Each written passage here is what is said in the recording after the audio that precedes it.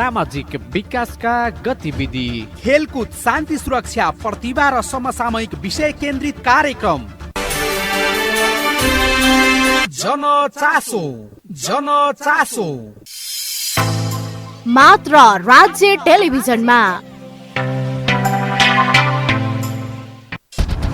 राजनीतिक, आर्थिक, सामाजिक विकासका गतिविधि, खेलकुद, शान्ति सुरक्षा, प्रतिभा र समसामयिक विषय केन्द्रित कार्यक्रम। जनचासो जनचासो मात्र राज्य टेलिभिजनमा।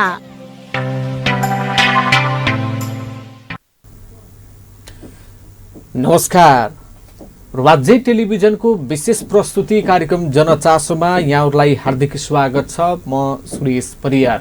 कार्यक्रम जनचासोमा रहेर हामीले विविध विषयमा कुराकानी गर्ने गर्दछौँ। कहिले राजनैतिक बहस, कहिले आर्थिक, सामाजिक, सांस्कृतिक, स्थानीय तहमा भइरहेका गतिविधि लगायत समसामयिक विषयमा बढी चर्चा, परिचर्चा र बहस गर्ने गर्दछौँ फरक फरक अतिथिको साथमा। आज हामी फरक विषयमा कुराकानी गर्न गइराखेका छौँ। यसका लागि आज हाम्रो स्टुडियोसम्म आइपुग्नु भएको छ शुद्धोदन गाउँपालिकाका नवनिर्वाचित अध्यक्ष विष्णु प्रसाद बस्याल आज हामीसँग हुनुहुन्छ। उहाँसँग रहेर विशेष कुराकानी गर्न गइराखेका छौँ। बस्यालज्यू, स्वागत छ कार्यक्रममा। नमस्कार। नमस्कार, यहाँलाई पनि धन्यवाद स्टुडियोसम्म आउने मौका दिनुभयो। आराम हुनुहुन्छ? आरामै छ। दिनहरू कसरी बिताउँदै आउनु भएको छ निर्वाचित पछि? निर्वाचन पछि यो जनताको अहिलेको फेसन जस्तै भएर आछ यो सम्मान कार्यक्रम। यसले अलिकति बढी समय दिन परेको छ। हिजो जनताले मत दिएर चुनाव जिताए। जनताले हाम्रो घर दैलोमा आफै आइदियो हुन्थ्यो। हाम्रा निर्वाचित जनप्रतिनिधि हो, हाम्रो घर दैलाको बाटोमा पुनः हिँडिदिए हुन्थ्यो भन्ने उहाँहरूको चाहना छ। हामीले भने जस्तै सबैको घरमा पुग्न सकेका छैनौँ, तर बढी समय त्यसैमा दिनमा लगभग 12-18 घण्टासम्म समय लगाएर हामी जनताको घरको नजिक पुग्ने कोसिस गरेका छौँ। र सँगसँगै अब यो गाउँपालिका सञ्चालन व्यवस्थापन, अब बजेट नीति तथा कार्यक्रमको समय आएको हुनाले अब हामी त्यता पनि लाग्दैछौँ। र अब मिटिङहरू, अब सामान्य अब समितिका बैठकहरू, अब निर्वाचनपछि अब अर्को यो समितिका व्यवस्थापनहरू, त्यसैमा सुस्त अगाडि बढ्दैछौँ। अब लामो रसाकसीपछि हालै सम्पन्न स्थानीय तहको चुनावमा लामो अथवा धेरै मतान्तरले यहाँ विजय चाहिँ प्राप्त गर्नुभयो। सबैभन्दा पहिला त टेलिभिजन र मेरो व्यक्तिगत तर्फबाट यहाँलाई हार्दिक बधाई र सफल कार्यकालको शुभकामना व्यक्त गर्दछु टेलिभिजनको परिवारको तर्फबाट पनि। र यहाँलाई पनि धन्यवाद। यहाँहरूलाई पनि मेरो विजय, मेरो सफलता, जनताको सफलतालाई स्वीकार्दै मलाई यहाँ आउने अवसर प्रदान गर्नुभएकोमा धन्यवाद। अब शुद्धोदन गाउँपालिकामा जसरी तपाईँ निर्वाचनको बेलामा हुमिनुभयो, यहाँले कसरी विजय प्राप्त गर्नुभयो अथवा त्यो विजयको चाहिँ जुन मूल चाहिँ कसरी आफ्नो काबुभित्र चाहिँ प्राप्त गर्नुभयो भनेर जनताले सोध्यो भने त्यसको प्रत्युत्तर एकदम यो सहज छ। जनतासँग बसेर धेरै वर्ष मैले काम गरेँ। यो शुद्धोदन गाउँपालिका अन्तर्गत खडा बनगाई गाविसमा 2039 सालको चुनावमा मैले गाविस उपाध्यक्ष जितेर खडा बनगाई हालको 1 र 2 मा मैले विकास निर्माण जनतासँग बसेर परिचित हुने मेरो आफ्नो चाहिँ पहिचान दिने मौका पाएको थिएँ। 2 का दोस्रो पटक पनि मैले चुनाव लडेँ र दोस्रो पटक पनि मैले चुनाव जितेँ, गाविसबाटै चुनाव जितेँ। र सँगसँगै यो गाविस राष्ट्रिय महासङ्घ रूपन्देहीको जिल्ला उपाध्यक्ष भएर मैले निर्वाचन नभएको अवस्थामा जनप्रतिनिधि रूपन्देहीमा नहुँदै गर्दा म त्यो गाविस राष्ट्रिय महासङ्घ अर्को चुनाव नभएसम्म उसको पद बहाली रहने भएको हुनाले जिल्ला विकासमा जनप्रतिनिधिको उसबाट प्रतिनिधित्व गर्दै मैले 15 वर्ष करिब गाविस महासङ्घ राष्ट्रिय महासङ्घको प्रतिनिधि भएर जिल्ला विकासमा काम गर्दै गर्दा रूपन्देहीका सबै गाविसहरूमा करिब करिब म जाने गर्थेँ। उहाँहरूको दुःख सुखसँग म परिचित हुने गर्थेँ र केही जिल्ला विकास र स्थानीय निकायहरूसँग जनताको चाहिँ दुःख सुखमा सहभागी हुँदै गर्थेँ। त्यही अनुरूप पछि यो 72 सालको संविधानपछि निर्वाचन भयो। निर्वाचनमा गाउँपालिका हुँदा चावडा, खडबनगाई, मानपकडी, मानवटिया र फर्सा टिकट चावडा गाविस मिलेर एउटा गाउँपालिका बन्न गयो, जसले मलाई त्यति बेला सबैले चिनेको, म सबैको दैलामा पुगेको अवस्था थियो र तत्काल त्यति बेला वडा अध्यक्षमा मैले 2 नम्बर वार्डमा चुनाव लडेँ र चुनाव लड्दै गर्दा 2 नम्बर वार्डबाट चुनाव जितेर म फेरि 5 वर्ष यही शुद्धोधन गाउँपालिकामा बसेर मैले काम गरेँ। त्यति बेला जनतासँग म गाउँपालिका वडा अध्यक्ष भए पनि 2 नम्बर वार्डको वडा अध्यक्ष भए पनि गाउँपालिकाको कार्यपालिका सदस्यको नाताले मैले 7वटै वार्डमा जाने, जनताको दुःख सुखसँग चाहिँ दुःख सुखलाई बाँड्ने, उहाँहरूको चाहिँ भनाइलाई सुन्ने। अब वडा अध्यक्षको हैसियतले सबै समस्या समाधान गर्न नसके पनि उहाँहरूको चासो राख्ने, चाहना राख्ने गर्थे र मेरो बोलाइ, मेरो हिँडाइ त्यहाँ छिमको जनताको सुख दुःखमा सहभागी भएको देखेको कारणले जनताले मलाई विश्वास गरे र नेपाली काङ्ग्रेसले मलाई अब एउटा काङ्ग्रेसमा पनि 2046-47 सालदेखि निवृत्त रूपमा मैले पार्टीमा बसेर काम गरेँ। पार्टीमा पनि म गाउँ बुथ, त्यति बेला बुथ गाविसलाई बुथ भन्थ्यो, बुथमा बसेर काम गरेँ। त्यसपछि म क्षेत्रीय सभापति भएर काम गरेँ, निर्वाचित जिल्ला कार्य समिति सदस्य भएर काम गरेँ।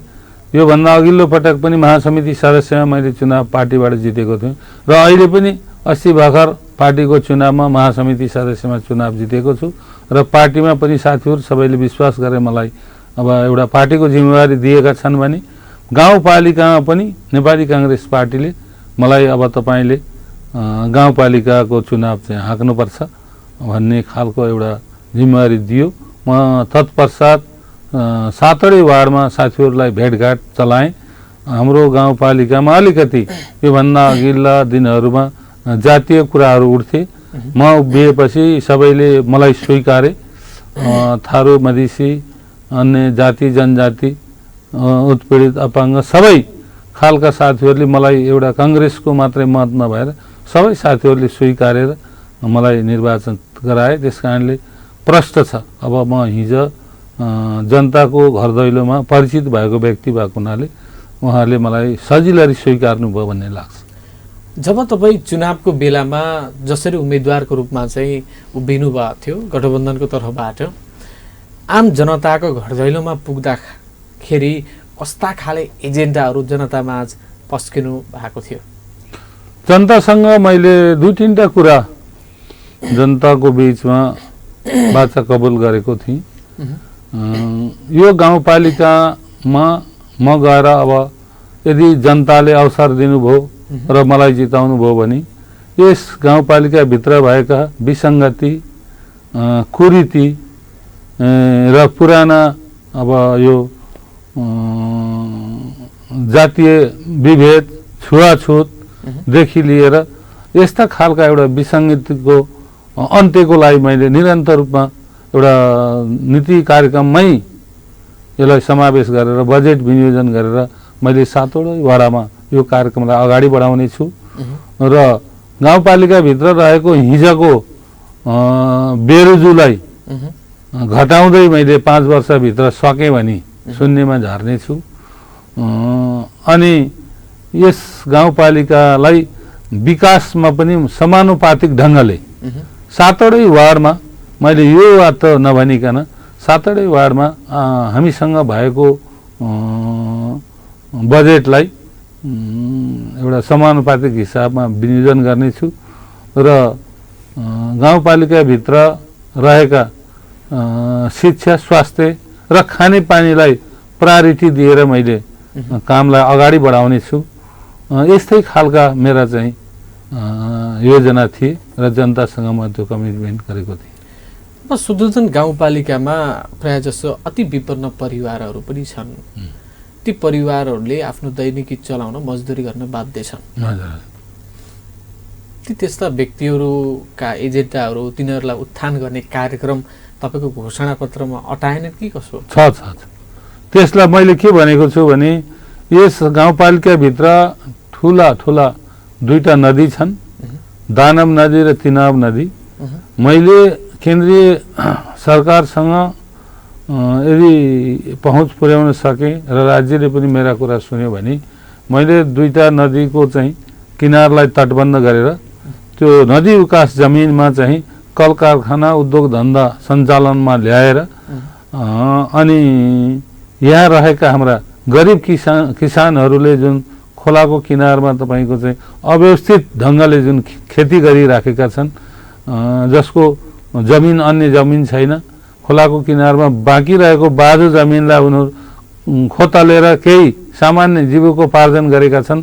त्यसलाई गाउँपालिकाले कृषि शीर्षकबाट अनुदान छुट्याएर तिनलाई अनुदानको व्यवस्था गराएर एउटा आधुनिक कृषि प्रणाली लागू गरेर त्यसलाई बिउ मल खाद को अनुदानको व्यवस्था गरेर तिनको संरक्षण गर्ने र नदीका दुई किनारमा तटबन्धन गरेर नदीले ठुलो खालको एउटा यति महँगो जमिन रूपन्देहीको शुद्धोधन गाउँपालिकाभित्रको जमिनलाई साल बसाली 10औं बिघा जमिन कटान गरिरहेको छ भने त्यो कटानलाई रोकेर नदीको किनारमा रहेको बस्तीमा उद्योग धन्दा सञ्चालन गर्ने र त्यहाँ किनारमा रहेका यी गरिब विपन्न साथीहरूलाई त्यहाँ लगाएर चाहिँ त्यो कल कारखानामा चाहिँ काम गर्न चाहिँ काम दिने व्यवस्था गर्ने, जसबाट बेरोजगारीको एउटा खालको केही सुरुवात हुनेछ। बेरोजगारी अन्त्यको भने कृषि पहिलो हाम्रो चाहिँ योभन्दा मुख्य गरिबी निवारणको लागि कृषिलाई नै हामीले चाहिँ मुख्य कृषि अन्तर्गत चौपाए, बाख्रा पालन, कुखुरा पालन, भैँसी पालन र विभिन्न बेमौसमी तरकारी खेतीहरू सञ्चालन गरेर एउटा हजारौं मान्छेलाई थोरै पैसामा बिउ मल खाद दिएर तिनलाई त्यसप्रति तालिम दिएर तिनीहरूलाई एउटा कृषिमा चाहिँ ऊर्जा आउने खालको चाहिँ व्यवस्थापन चाहिँ गरेर अब त्यसरी एउटा बेरोजगारीको अन्त्य गर्ने र सँगसँगै अहिले हाम्रो जुन विदेशी जुन एउटा हावा छ, युवाहरू चाहिँ यहाँ हाम्रो कुनै पनि व्यवस्था छैन, हामी विदेश जानपर्छ भन्ने कुरालाई रोक्ने र सँगसँगै विदेश जान चाहने, नेपालमा काम नगर्ने र जानै पर्छ भन्ने एउटा निर्णय लिएर बसेका साथीहरूको लागि पनि हामीले एउटा वैदेशिक रोजगारको लागि केही अभिमुखीकरण तालिम गराएर जुन मान्छे विदेश जाँदा केही कुरा सिकेर जाओस्, नेपालबाट विदेश जाँदा जान्नै पर्ने कुराहरू सिकोस्, जसबाट स्थानीय सरकारले सबै खालका मान्छेलाई पहुँच पुर्याउन सकोस्। यहाँ हाम्रो स्थानीय सरकार छ, स्थानीय गाउँपालिकाको चाहिँ सहयोगमा हामीले धेरै सहयोग दिन सक्छौँ, चाहे तालिमको माध्यमबाट होस्, चाहे कृषिको चाहिँ अनुदानको सहयोगबाट होस्, चाहे अन्य त्यही हिसाबमा जस्तै शैक्षिक तपाईँको क्षेत्रमा पनि हामीले हाम्रो अघि भनिसक्नुभयो यहाँले शुद्धोधन गाउँपालिकामा गरिबी पनि छ, अब अलिकति पिछडापन पनि छ, अब शिक्षाको पनि केही त्यस्तै समुदाय भएको हुनाले शिक्षामा पनि कमी आएको हुनाले अब सबैलाई विद्यालय जानपर्छ, सबैले आफ्ना छोरछोरी पढाउन पर्छ। जसका धेरै छोरछोरी छन् उसले पढाउन सक्दैन कि भनेर घरमा डराएर बसेको छ भने त्यसलाई पनि एउटा चाहिँ प्रोत्साहन स्वरूप, जसका चाहिँ 4 जना छोराछोरी छन् उसले पढाउन सक्दैन, विद्यालय पठाउन सक्दैन भने त्यसलाई दुईटा क्याटेगोरी छोराछोरीलाई हामीले ड्रेसको व्यवस्थापन गरिदिने अनि 4 जना छोरा पाउँछु भन्दा छोरी पाएर 4वटा छोरीहरू भयो भने त्यसको पनि 2टा छोरीहरूलाई चाहिँ अब हामीले ड्रेस, कापी, कलम, किताबको व्यवस्था, यसरी विद्यालय नजाने चाहिँ विद्यार्थी नरहोस् र हिजोको गाउँपालिका भन्दा आजको केही फरक होस् भन्ने चाहनाका साथ हामी अघि बढेका छौँ। हेरौँ समयले कति साथ दिन्छ। अब शुद्धोधन गाउँपालिका भनेको एमालेको गढ मानिन्छ। यहाँले लाल किल्ला चाहिँ तोड्नु नै भयो।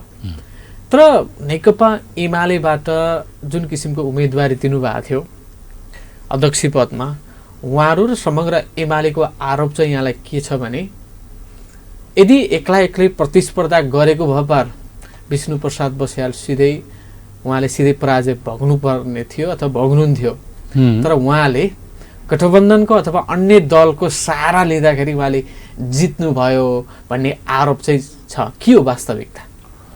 अब यसलाई उहाँहरूले जसरी भन्नुभयो त्यसरी त मैले अब स्वीकारेको छैन। तर केही हदसम्म गठबन्धनको पनि हामीलाई मत आएको छ, गठबन्धनको सहयोग पनि भएको छ। तर मैले धेरै मतले जितेको हुनाले मलाई लाग्छ अहिले अब चाहिँ करिब 1800 मतले मैले चुनाव जितेको छु भने अब मेरो मत अब 500 हुन्थ्यो, 700 हुँदो हो। अनि गठबन्धनले हामीलाई चाहिँ 500 मत थप्यो होला, 700 मत थप्यो होला। अब त्यो उहाँहरूले पनि बुझ्नु भएको छ, भन्दा मिडियामा त्यो भने पनि। तर मैले पनि गठबन्धनलाई सम्मान गर्छु। गठबन्धनको कारणले भनेर जितेको भनेर मैले पनि स्वीकार्न पर्छ। त्यो व्यवहारले अब माओवादीसँग अनि चाहिँ जनमोर्चासँग अनि तपाईँको अन्य दलसँग जुन हाम्रो एउटा गठबन्धन भयो, गठबन्धनमा कति मत थियो त्यो आफ्नो ठाउँमा छ। तर मैले उहाँहरूलाई अब कुनै किसिमको चाहिँ सानो या ठुलो भन्न चाहिन्न, मत एक मतले पनि जित्ने भएको हुनाले उहाँहरूले मलाई सहयोग गर्नुभएको, हामीलाई सहयोग गर्नुभएको र मेरो टिमलाई सहयोग गर्नुभएको। त्यस कारणले मैले चुनाव जितेको कुरा ठिक हो। तर उहाँहरूले एमालेका साथीहरूले उहाँ एक्लै चुनाव लडेको भए हार्नुहुन्थ्यो भन्ने कुरा सत्य चाहिँ होइन। नेपाली कङ्ग्रेसले एक्लै प्रतिस्पर्धा गर्ने ल्यागत पनि राख्नुपर्छ क्या? त्यो राष्ट्रिय नीति त्यस्तो खालको बनेको हुनाले हामीले गठबन्धन गरियो। तर हामी ढुक्क थियौँ, एक्लै लडे पनि तपाईँहरूले जित्नुहुन्थ्यो, एकदम कन्फर्म थियो, एकदम कन्फर्म थियो। हामीले हाम्रा नेताहरूसँग हामीले कुरा राखेका पनि हौँ। तर एउटा राष्ट्रिय नीति पोलिसी बनेको छ, शुद्धोधन गाउँपालिकाले जित्ला। तर सबै ठाउँमा जित्नलाई सबै साथीहरूको सहयोग भयो भने राम्रो हुन्छ।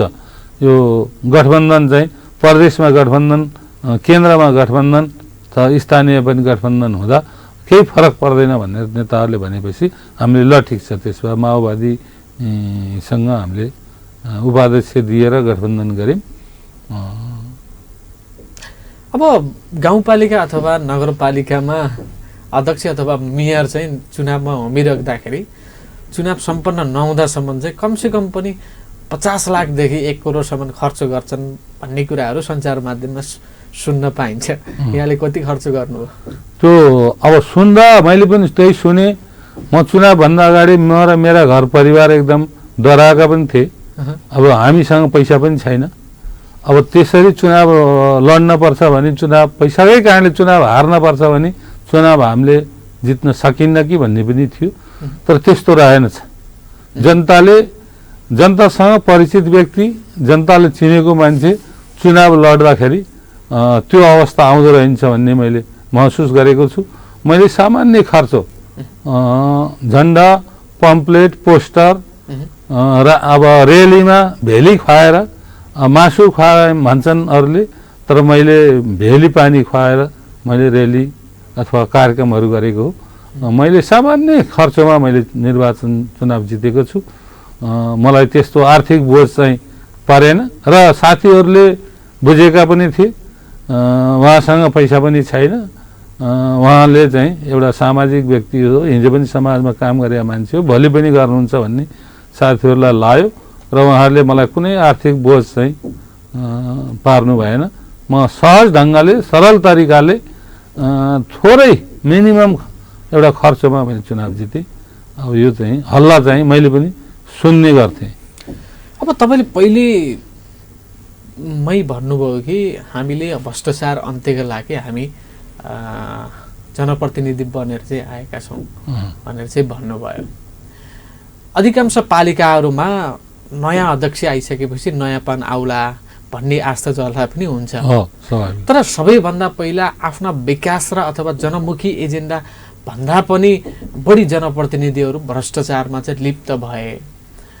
अब तपाईँ पनि निर्वाचित भएर अध्यक्ष बनेर आइजु हाल्नुभयो, के थाहा विष्णुप्रसाद बस्याल पनि 5 वर्षमा भ्रष्टाचार नगर्नु होला भन्न सकिँदैन, के हो? भन्न सकिन्छ सर, किनभने म पहिला पनि 2 कार्यकाल म गाविस उपाध्यक्ष भएर काम गरेको हुँ र त्यो योभन्दा अगाडि पनि म वडा अध्यक्ष भएर 5 वर्ष काम गरेँ। त्यस कारणले म आर्थिक मामलामा एकदम शुद्ध छु। मेरो कुनै पेसा पनि छैन, मेरो धन्दा पनि छैन। मेरो 2टा छोराले आफ्नो व्यवसाय गर्छन्, उनीहरू आफ्नो खुट्टामा उभिया छन्। मसँग कुनै आर्थिक चाहिँ सरोकार हुँदैन। मेरो श्रीमतीको पनि जागिर थियो, पेन्सन निस्किएछन्। मलाई 1-2 हजार रुपियाँ चाहियो भने श्रीमतीसँग मागेर, म म्याडमसँग मागेर पकेट खर्च चलाउन सक्ने अवस्थामा छु र मलाई खान पुग्ने जमिन पनि बाबाको चाहिँ अंशबाट मिलेको छ। त्यस कारणले मैले भ्रष्टाचार गरेर जनताले दिएको मतको दुरुपयोग गर्न पर्छ भन्ने मलाई लागेकै छैन र मैले गर्दा पनि गर्दिनँ। म अब 60-62 वर्षको उमेर भइसकेँ।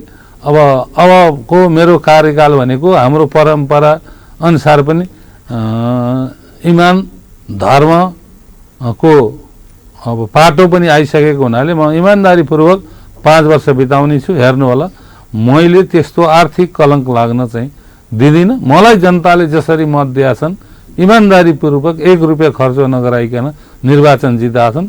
यसरी मैले सबै पैसा जनताको घर दैलोमा विकासको लागि लगाउने हो। यो चाहिँ ढुक्क हुनु होला। तपाईँ लगायत तपाईँका मतदाता अथवा तपाईँको पार्टीबाट जितेका जनप्रतिनिधिहरूले भ्रष्टाचार गर्यो भने सजायको भागीदार हुने कि नहुने? उहाँलाई पनि मैले अब कन्ट्रोल चाहिँ गर्छु, कन्ट्रोल गर्छु। उहाँहरूले त्यो गर्न हुँदैन भन्ने कुरामा म चाहिँ सुधार छु। अब त्यस्तो गर्न चाहिँ म दिन्न। जसले गलत गर्छ सजाय चाहिँ हुनैपर्छ, कानुनी दायरामा आउनुपर्छ। अब गलत भ्रष्टाचार गर्ने मान्छेहरूलाई कारबाही गर्न पर्छ, त्यसमा 2 मत भएन हैन। तर त्यो बाटो हिँड्नै दिन्न भन्ने मेरो चाहिँ धारणा हो। अब तपाईँ वडा नम्बर 2 मा वडा अध्यक्षको भूमिका पनि निर्वाह गर्नुभयो। लामो समय गाविस हुँदा पनि तपाईँको अनुभव पनि छ हैन? जस्तै जनताले तिरेको कर, पसिनाबाट तिरेको कर चाहिँ सही ठाउँमा सदुपयोग होस् भन्ने त आम जनताको माग र उनीहरूको इच्छा पनि नै हो।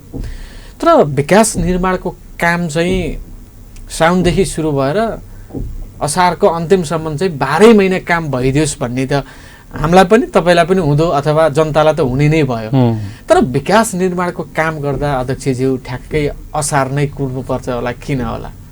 त्यो यसमा कारण के रहेछ भने एउटा राज्यले दिने पैसा, केही पैसा सङ्घले अहिले चाहिँ तपाईँको पैसा पठाउँछ र अब यो बर्खामा यो मौसमको कारणले पनि हामी अब खेतीपातीको कारणले, अन्य कारणले, आवत जातको कारणले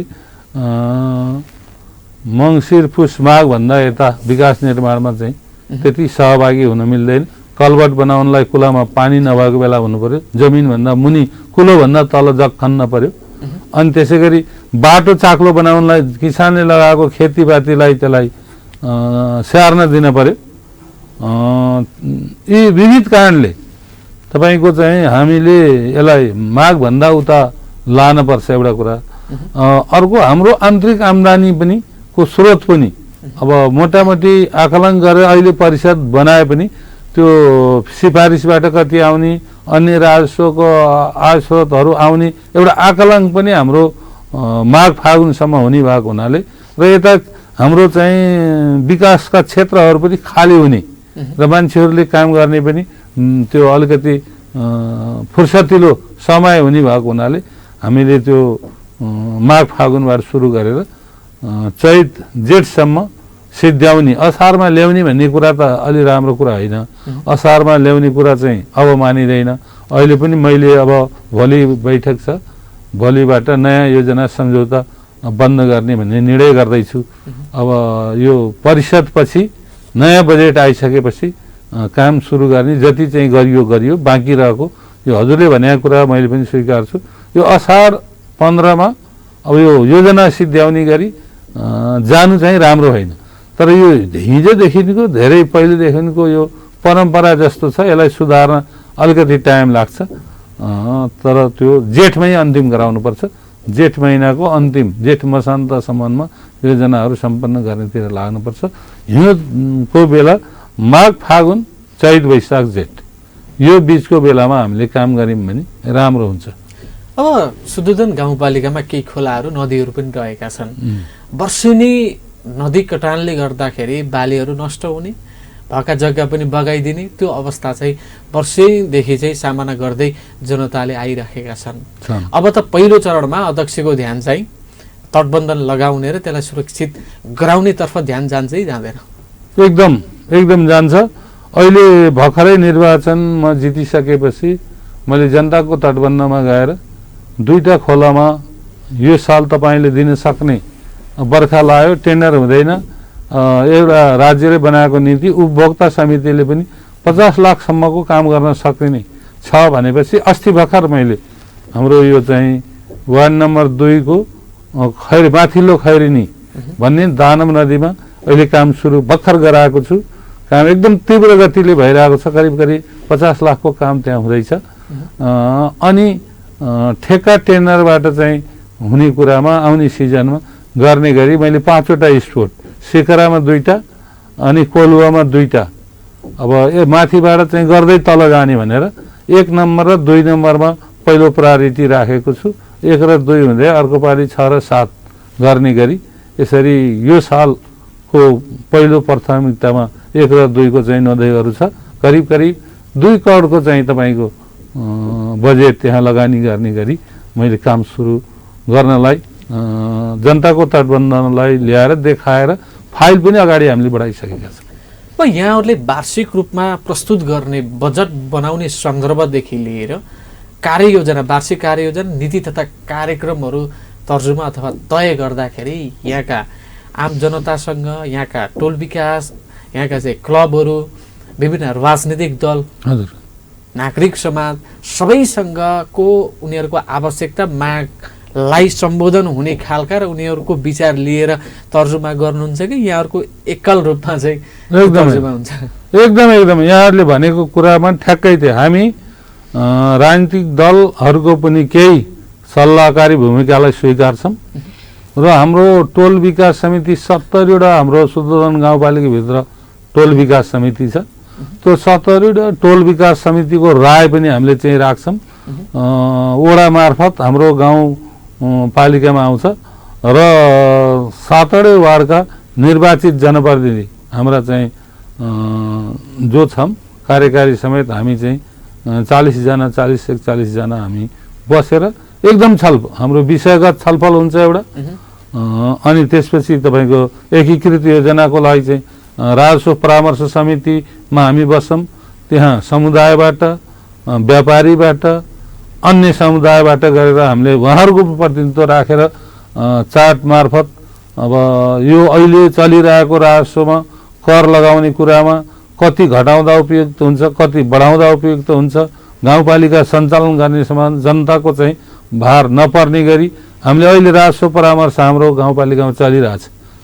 4 दिनदेखि चलिरहेछ, निरन्तर रूपमा बैठक भइरहेछ र निर्वाचित जनप्रतिनिधि बाहेक सङ्घ संस्थाका प्रतिनिधित्वहरूलाई पनि राखेर हामीले छलफल चलाइरहेछौँ र अघि भने जस्तो उसबाट टोल विकास समितिका अध्यक्षहरूबाट प्रत्येक टोलबाट हामीले त्यो चाहिँ राय ल्याएर अनि वडा अध्यक्षहरूको वडाको चाहिँ बैठकबाट निर्णय भएर आएका योजनालाई पहिलो प्रायोरिटी दिएर हामीले चाहिँ बजेटले कति भ्याउँछ आएका सबै फेरि के हुन्छ भन्दा जनताको चाहना धेरै छन्, आउँछन् र आएका सबै योजनालाई हामीले सम्बोधन गर्न सक्दैनौँ। अहिलेसम्मको मेरो चाहिँ हिजोसम्मको अनुभव र त्यही आएका मध्ये पहिलो, दोस्रो, तेस्रो गरेर उहाँहरूले ल्याएका चाहिँ योजनाहरूलाई पहिलो 1 नम्बर, 2 नम्बर, 3 नम्बर गरेर हामीले बजेट विनियोजन गर्छौँ। अहिलेसम्म गर्ने चाहिँ परम्परा त्यही हो, त्यही नै गरिन्छ। अब पालिकाको स्वच्छ अथवा चाहिँ यो प्रदूषित हुनु हुँदैन र त्यसबाट निस्केका फोहोर मैलालाई सही तरिकाले व्यवस्थापन गर्दै हुन्थ्यो अथवा त्यहाँबाट निस्केका फोहोर मैला डाइरेक्ट खोलामा फ्याँकिएको अवस्था पनि छ। यसको समुचित व्यवस्थापन गर्नेतर्फ तपाईँको ध्यान जान्छ कि जान्दैन? एकदम मैले अहिले तपाईँको यो नीति तथा कार्यक्रममा पनि राखेको छु। हाम्रो सङ्घीय सरकारसँग पनि मैले पत्र लेखेर पठाइसकेको छु। शुद्धोधन गाउँपालिकामा हिजो गर्न नसकेका काममध्ये यो पनि एउटा थियो। म वातावरण समितिको संयोजक हिसाबले त्यो समितिमा बसेर काम गर्दै गर्दा मैले धेरै प्रयास गरेँ। तिनीहरू दानममा यो खोलाको किनारमा छुट्टै खोलामा नफाल्ने गरी एउटा फोहोर मैला व्यवस्थापनको चाहिँ एउटा डम्पिङ साइट बनाऊँ, जसबाट त्यसलाई चाहिँ बाहिर दुर्गन्ध नहुने गरी बाहिर यो वातावरण प्रदूषण भयो यसलाई चाहिँ स्वच्छ सफा गरौँ भने मैले एउटा ट्र्याक्टरको पनि व्यवस्था चाहिँ गरियो त्यो फोहोर ल्याउने। तर फाल्नलाई त्यति बेला हामीलाई पनि मलाई पनि गाह्रो के थियो भने गाउँपालिकामा पनि अब हामी अल्पमतमा थियौँ, 2टा वार्ड मात्रै काङ्ग्रेसले जितेको थियो र मलाई चाहिँ समितिको चाहिँ संयोजक बनाउँदै गर्दा मैले अब त्यो सबै वार्डलाई मेरो प्रस्तावमा सहमति गराउन सकिनँ र त्यो फोहोर मैला व्यवस्थापनको लागि त्यो प्रोजेक्ट चाहिँ केन्द्रबाट पनि त्यो बजेट ल्याउन सकिएन, गाउँपालिकाले पनि सुरुवात गर्न सकिएन र अहिलेपालि मैले सुरुमै यो परिषद हुनुभन्दा अगाडि नीति तथा कार्यक्रममा पनि त्यो राखेको छु र केन्द्रमा पनि मैले चिठी लेखिसकेको छु र हाम्रो अहिले यो साल जसरी पनि र मैले छैन महिनाको अध्यक्षजीसँग मेरो कुरा भइसक्यो। अहिले हामीले आफ्नो व्यवस्थापन नगर्दा जरी तपाईँहरूका यदि त्यो ठुलो एउटा प्रोजेक्ट ल्याउने छैन महिनाले कुरा चलाइरहेको छ, तपाईँहरूको प्रोजेक्ट आयो भने हामीलाई केही वर्षलाई त्यो फोहोर मैला व्यवस्थापन तपाईँहरूको गर्दै गर्दा हाम्रो शुद्धोधनको पनि तपाईँहरूले चाहिँ लिइदिनु भयो भने हामीलाई सहयोग हुन्थ्यो भन्ने यसरी पनि मैले कुरा चलाएको छु र मैले आफ्नो शुद्धोधनमा पनि एउटा स्थायी रूपमा राख्ने गरी त्यो प्रोजेक्टको माग गरेको छु। सुरुवात चाहिँ हामी गर्छौँ। अहिले अब यहाँहरूको बहुमत पनि छ, हामी कार्यक्रमको अन्त्यतिर पनि आइसकेका छौँ, त्यस्तो अवरोध चाहिँ सिर्जना हुँदैन। यहाँहरूले ल्याएका जनताको आवश्यकता मागहरू र एजेन्डाहरू तपाईँले सुइसी पास गर्नुहुन्छ, काम गर्न सक्नुहुन्छ, त्यसमा कुनै दुविधा त हुने नै भएन। अब विष्णु प्रसाद बस्यालको 5 वर्षे कालमा चाहिँ वास्तवमै शुद्धोधन गाउँपालिकाले काँचुली फेर्ला अथवा कोसीढुङ्गे साबित हुन्छ? मलाई लाग्छ पहिला भन्दा केही नयाँ परिवर्तन चाहिँ हामी गर्छौँ, पक्कै गर्छौँ। पहिला 5 वर्षमा केही पनि देखिएन भन्ने कुरालाई अलिकति नयाँ मोडल चाहिँ दिने कोसिस चाहिँ छ। अब अहिले सुरुमै यसो गर्छु उसो गर्छु भनेर धेरै आश्वासन दिन भन्दा हजुर विश्वस्त हुनुहोस्। अब यो हजुरको चाहिँ यो रेडियो मार्फत टेलिभिजन मार्फत सुनिरहेका सबै साथीहरूसँग पनि मेरो अनुरोध के छ भने हामीले शुद्धोधन गाउँपालिकामा भएको रिसोर्स बजेटलाई अत्यन्तै जिम्मेवारीका साथ दुरुपयोग हुन नदिइकन यो एउटा समानुपातिक ढङ्गले र हिजो पिछडिएका हिजो राज्यले दिएको सुविधासँग वञ्चित भएका साथीहरूलाई अब हामी अगाडि ल्याउँछौँ, त्यो अवस्था हुन चाहिँ दिन्न। हस्, यो कार्यक्रममा आइदिनु भयो, अमूल्य समय दिनुभयो र विचार पनि दिनुभयो, यसको लागि धेरै धेरै धन्यवाद छ। र यहाँलाई पनि धन्यवाद, मलाई अवसर दिनुभयो र शुद्धोधन गाउँपालिका र हाम्रा निर्वाचित जनप्रतिनिधिको टिमबाट यहाँलाई पनि धन्यवाद। नमस्ते। दर्शकवृन्द, आजको जनचासो कार्यक्रममा हुनुहुन्थ्यो शुद्धोधन गाउँपालिकाका नवनिर्वाचित अध्यक्ष विष्णु प्रसाद बस्याल आज हामीसँग हुनुहुन्थ्यो। उहाँसँग रहेर विशेष कुराकानी गऱ्यौँ। यहाँलाई कार्यक्रम कस्तो लाग्छ, जस्तो लाग्छ त्यस्तै सुझाव सल्लाह अनि प्रतिक्रिया दिन सक्नुहुन्छ। प्राविधिक कक्षबाट मिठो साथ दिनुहुने अर्जुन अधिकारीलाई धन्यवाद दिँदै म कार्यक्रम प्रस्तोता सुरेश परियार पनि यहाँहरूबाट बिदा माग्ने अनुमति चाहन्छु। यहाँहरू भने राज्य टेलिभिजन हेर्दै गर्नुहोला। हवस् त, नमस्ते। राजनीतिक, आर्थिक, सामाजिक विकासका गतिविधि, खेलकुद, शान्ति सुरक्षा, प्रतिभा र समसामयिक विषय केन्द्रित कार्यक्रम जनचासो मात्र राज्य टेलिभिजनमा।